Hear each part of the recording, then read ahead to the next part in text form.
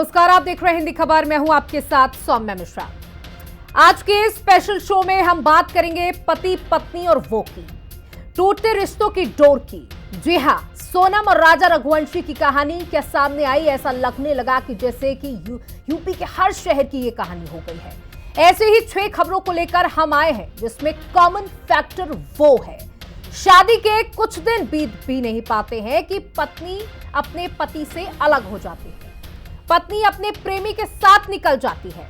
इस तरह के ताजा मामले बदायूं, चंदौली, बागपत, जौनपुर, मेरठ, हरदोई से सामने आए हैं। अलवर से भी एक ऐसा ही मामला सामने आया है जिसने सभी को यह सोचने पर मजबूर कर दिया है कि आखिर अचानक ऐसे मामलों में तेजी क्यों आ रही है, या फिर यह भी हो सकता है कि ये पहले ऐसे मामले सामाजिक तौर पर सामने नहीं आते हों, दबे रह जाते थे, लेकिन होते जरूर थे। और तो और अब तो डीयू में प्यार और ब्रेकअप पर एक कोर्स भी शुरू किया गया है। कोर्स का नाम है नेगोशिएटिंग इंटीमेट रिलेशनशिप, जिसमें रिलेशनशिप का कैसे संभालें इसके बारे में पढ़ाई कराई जाएगी। ब्रेकअप होने पर क्या करें, रिलेशनशिप में रेड फ्लैग को कैसे पहचानें, ये सिखाया जाता है, जिसका उद्देश्य है स्टूडेंट्स को इमोशनली मजबूत करना। लेकिन सवाल यह है कि आखिर रिश्तों की डोर इतनी कमजोर क्यों पड़ती जा रही है, क्यों ऐसे कोर्सेज की जरूरत पड़ने लगी है। मनोवैज्ञानिक इस पर क्या कहते हैं, वकीलों की इस पर क्या कुछ राय है, आज इसी पर बात होगी।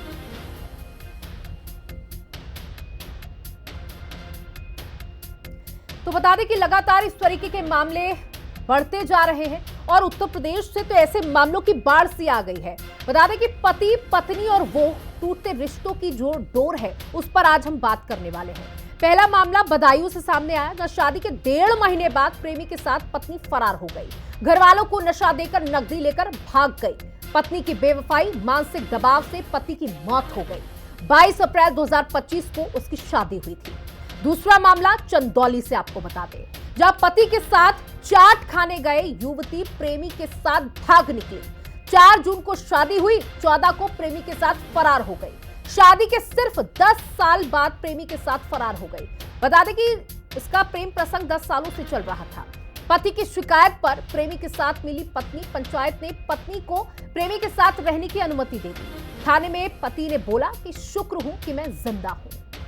बागपत से एक मामला सामने आया, जहां प्रेमी संग होटल में रंगे हाथों महिला पकड़ी गई। ससुराल वालों ने महिला को पकड़ा, पति के साथ लौट रही थी, अचानक प्रेमी के साथ भाग निकली। लोगों ने भागने के दौरान प्रेमी को पकड़ा। पति का भी बयान सामने आया।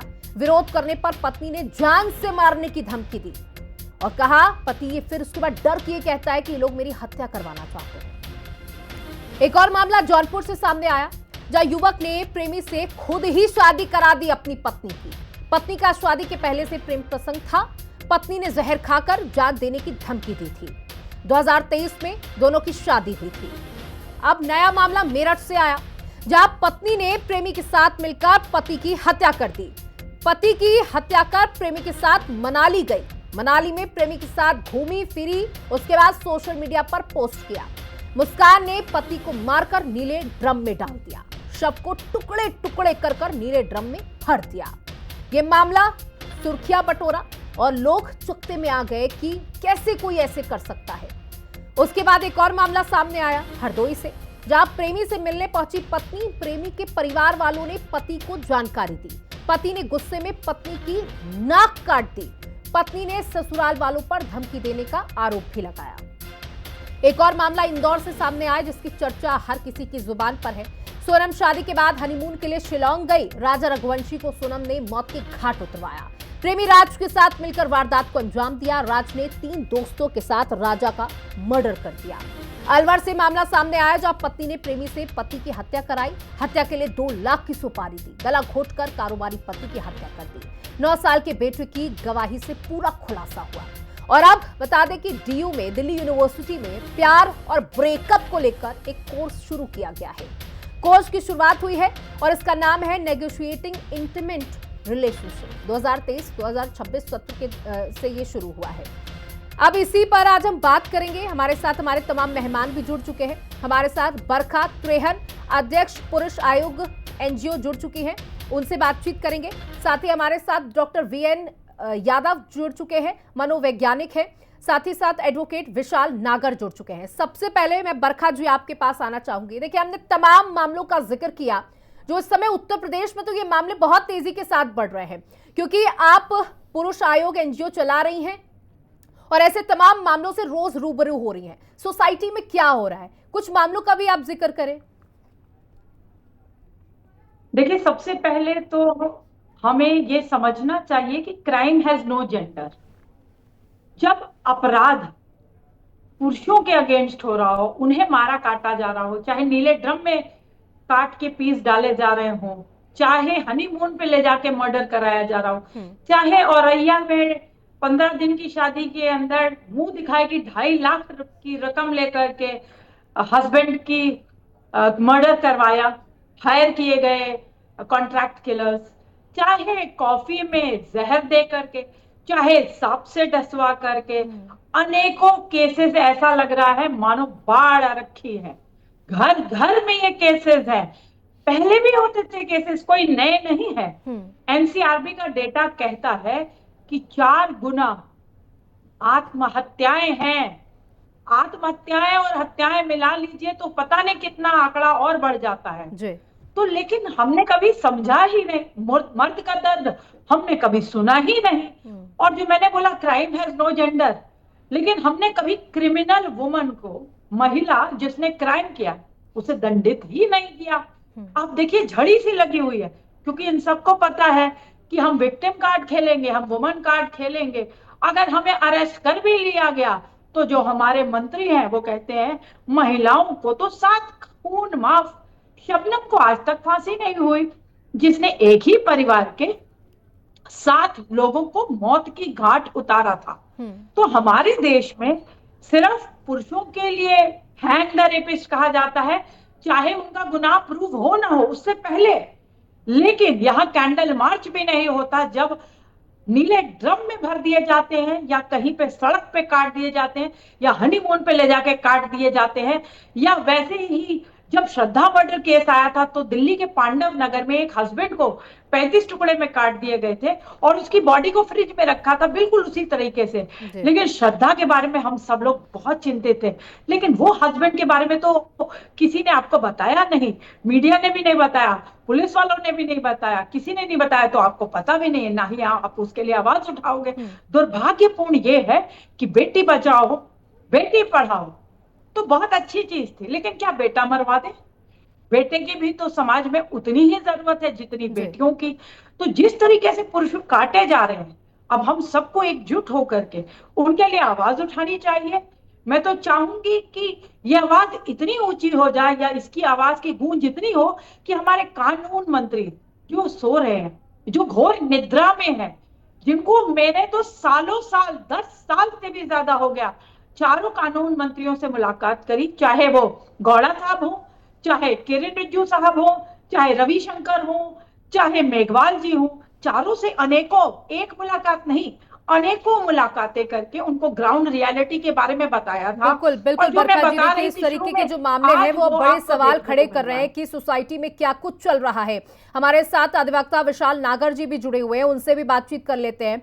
देखिए, अब इस तरीके के जब मामले सामने आ रहे हैं तो हर घर में इन मामलों की चर्चा चल रही है और तमाम सवाल उठ रहे हैं कि अगर कोई नई नवेली दुल्हन शादी के कुछ ही दिन बाद भाग जाती है अपने प्रेमी के साथ, तो क्या उसके लिए कोई प्रावधान है, कोई कानून है? कानून की अगर स्पष्ट बात करें तो चूंकि अभी पहले आईपीसी जो भारतीय दंड संहिता 1860 था वो चला रहा था, उसी के आधार पर जो सभी चीजें चली आ रही थी, न्यायिक व्यवस्था उसी के इर्द गिर्द घूमती थी। लेकिन अब चूंकि केंद्र में भारतीय जनता पार्टी की सरकार है और इन्होंने जो है उसको अमेंडमेंट करते हुए, उसमें बदलाव करते हुए एक नया एक्ट जो है, जो BNSS हुआ है 2023, वो लागू किया गया।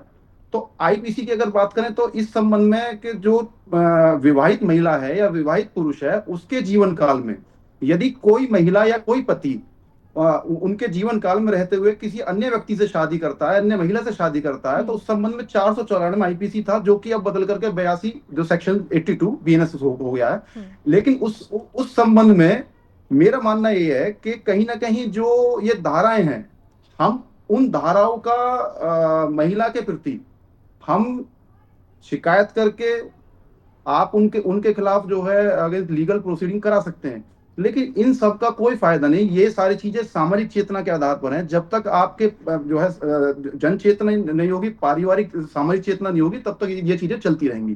तो जैसा आपने बताया कि यदि कोई महिला भाग करके शादी करती है, पति के रहते हुए शादी करती है, तो हम बिल्कुल उसके विरुद्ध लीगल प्रोसीडिंग कर सकते हैं। पति उसके विरुद्ध लीगल प्रोसीडिंग कर सकता है सेक्शन 82 बीएनएस के तहत। देखिए, अब जो कुछ मामले हैं, जो अभी हाल ही के मामले हैं, वो बहुत कॉमन है। उसमें सुपारी देकर जान से मरवा देना। अगर कोई सुपारी देकर अपने ही पति को महिला जान से मरवाती है तो उस केस में क्या होगा? उस केस में सीधा है, ये जो विधि व्यवस्था है, ये पहले आईपीसी में भी इस तरीके की विधि व्यवस्था थी। विधि व्यवस्था, माफी चाहूंगा, ये विधि व्यवस्था आईपीसी।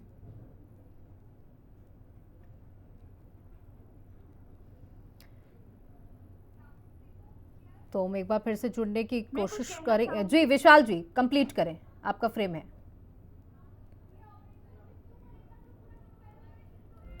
चलिए, हमारे साथ अभिनेत्री भी जुड़ चुकी हैं, उनसे भी सवाल जवाब ले लेते हैं। प्राची जी, आपका बहुत बहुत स्वागत है। देखिए, जिस तरीके के मामले सामने आ रहे हैं, उससे बहुत बड़े सवाल खड़े हो रहे हैं कि सोसाइटी में क्या कुछ चल रहा है, किस तरीके से क्रिमिनल माइंडेड लोग हैं, और महिलाओं से हम इस तरीके की, देखिए, महिलाओं के साथ अपराध होता चला आ रहा है। घर घर अपराध होते हैं, उस हमने तस्वीरें भी देखी, उस पर एक्शन भी होता है, कानून भी तमाम बने, लेकिन पुरुषों के लिए इस तरीके के कोई खास कानून बने नहीं, या उसको लेकर जागरूकता नहीं है। लेकिन अब पुरुषों के साथ जिस तरीके के क्राइम सामने आ रहे हैं, जिस तरीके की प्रताड़ना सामने आ रही, कहीं कोई सुसाइड कर लेता है अपनी पत्नी से प्रताड़ित होकर, तो कभी पत्नी ही उसे सुपारी देकर मरवा देती है, हनीमून के बहाने ले जाने। आप क्या कहेंगी? देखिए, ये क्योंकि मैं एक विधि की भी छात्रा हूँ, तो मैं तो ऐसे मानती हूँ कि अभी धारा 85 के अंतर्गत ये क्रूरता में ही आता है। और कोई भी व्यक्ति अगर अपने विवाह संबंध के बाहर या उसमें रहते हुए इस तरह की चीजें करता है, ये अच्छी बात नहीं है। क्योंकि हमारा जो भारतीय समाज है, वो समाज में बहुत संगठित और एक तरह से यूनिटी दिखाई जाती है। प्रेम संबंधों पे आधारित, विश्वास पे आधारित ये संबंध होते हैं।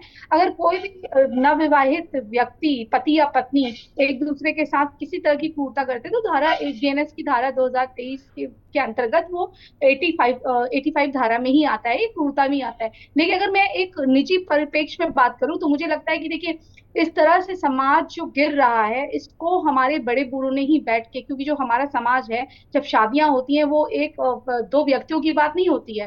पहले तो वो एक पूरे परिवार का मामला होता है, दो परिवार आपस में मिलते हैं। लेकिन अब कहीं ना कहीं ऐसा लग रहा है कि दो व्यक्तियों की भी बात हो गई, क्योंकि परिवार यहाँ पर एक हो रहे हैं। और लड़की के, इवन लड़की अगर गलत कर रही है तो घर वाले भी उसके खिलाफ जा रहे हैं। लेकिन उस लड़की के मन में क्या है, ये समझ में नहीं आ रहा है। और मेरा तो ये मानना है कि अगर आपको प्रेम नहीं है, तो आप क्यों कर रही हैं शादी? अगर आपने कर ली है, तो फिर आप पीछे पलट के अपने पास्ट को क्यों देख रहे हैं? क्योंकि जिसने जो विवाह कर रहा है, उसके अपने सपने भी हैं। वो ये भी सोचा है कि मेरा घर बसेगा या मेरी फैमिली होगी, लेकिन आपके मन में कुछ और चल रहा है। आप तो उसकी मर्डर प्लान करने को लगे हुए हो।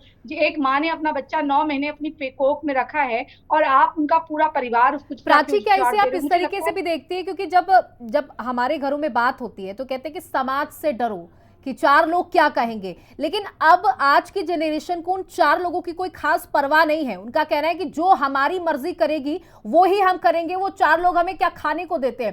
क्या ये भी वजह है कि बच्चों पर कोई प्रेशर नहीं है कि वो कुछ भी कर जाएंगे, कोई क्या कुछ कह पाएगा?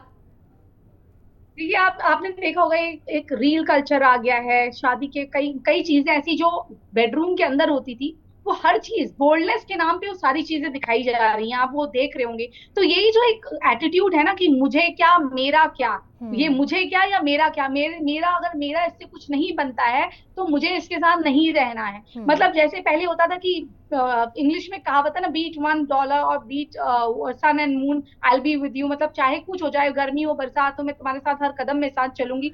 वो वाला सिस्टम ना लड़कों का रह गया, ना लड़कियों का। हम देख रहे हैं कि अगर लड़की थोड़ी सी मोटी हो जाए, तो उसमें वो भी प्रॉब्लम हो रही है, एक शारीरिक बॉडी शेमिंग। और दूसरा, अगर लड़के में ऐसा हो जाए कि लड़का कम कमाने लग जाए लड़की से, तो लड़की भी उस पर हावी हो जा रही है। तो मुझे लगता है कि एक समाज में थोड़ा सा बदलाव आने की जरूरत है, और संस्कार जो है घर से ही होंगे कि एक विवाह मतलब जब आप इसमें अपना ओखली में जब सर दे रहे हो, तो आगे चल के बहुत प्रॉब्लम आ सकती है। और सब कुछ सुनहरा गोल्डन बेड पे आपको नहीं मिलेगा कि आपको जो लग रहा है कि ही इज माई हीरो, सब कुछ ऐसा है, नहीं। वो एट टाइम्स वो वही औरत जो आज बहुत खुशबू में आती है, कल को पसीने में भी आएगी, बिना मेकअप के भी आएगी, और वही व्यक्ति जो आज आपको बहुत हैंडसम लग रहा है, कल को वो आपको बहुत अनटाइडी भी दिख सकता है और बहुत मैसी भी हो सकता है। जो वो रूप आपके सामने दिखा रहा है, हर रूप में आपके सामने आएगा, तो आपको हर रूप में उस व्यक्ति को प्रेम करना है।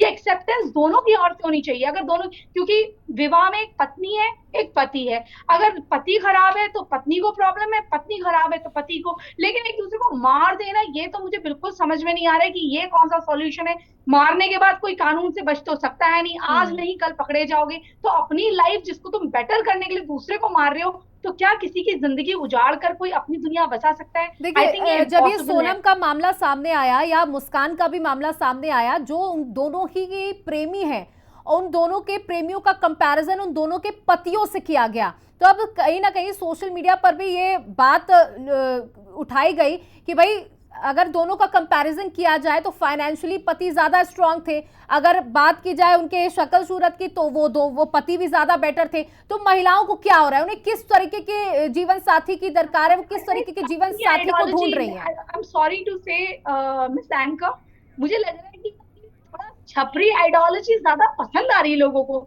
मुझे समझ में आता, अच्छी लड़कियों को लड़के नहीं मिल रहे। मतलब जब हम ढूंढने जाते हैं, तो मैं सच्ची बताऊं, मैं अपना पर्सनल बताऊं, तो मुझे कोई राम जैसा व्यक्ति नहीं मिलता।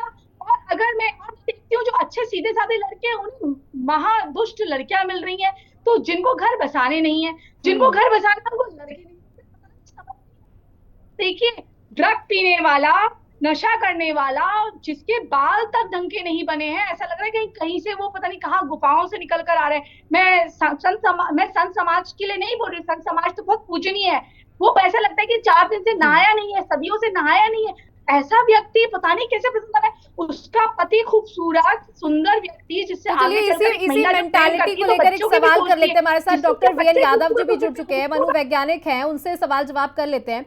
डॉक्टर साहब, देखिए, लगातार जो हमारे पैनल में लोग बैठे हैं वो यही आश्चर्य कर रहे हैं कि आजकल की जो महिलाएं हैं, जो लड़कियां हैं, वो अपने अच्छे खासे जीवन साथी को छोड़ करके पता नहीं किस तरीके के अपने प्रेमियों के साथ भाग जा रही हैं, अपने पतियों को सुपारी देकर मरवा दे रही हैं। ये किस तरीके की मेंटालिटी हो रही? क्या इस तरीके के जो क्रिमिनल माइंडेड लोग हैं, ये बचपन से इनका माइंड ऐसा होता है? किस तरीके से इसे रोका जा सकता है? सबसे पहले तो मैं चैनल का धन्यवाद करना चाहूंगा कि आपने मुझे यहाँ आने का मौका दिया, मेरी बात सुनने का प्रयास करेंगे। तो मैं ये बताना चाहूंगा कि ये बचपन से कुछ नहीं होता है। ऐसी पर्सनैलिटी को जनरली हम नार्सिस्टिक पर्सनैलिटी बोलते हैं। Narcissistic means self love. इनको कुछ नहीं चाहिए, they need gratification, they need just their desires to be gratified और सेटिस्फाइड। उनकी इच्छाओं की पूर्ति हो, चाहे किसी भी सूरत में हो। ये एंटी सोशल पर्सनैलिटीज कहलाती हैं। साइकोलॉजिकली इनका एनालिसिस, मैं तो बार बार कहता हूं कि हमें ये जो हम 36 गुण मिलाते हैं, कुंडली मिलाते हैं, कुंडली का मिलान करना छोड़ दीजिए। हमारे साइकोलॉजी के कुछ टेस्ट हैं। एक हमारा टेस्ट है 16PF, 16 पर्सनैलिटी फैक्टर्स।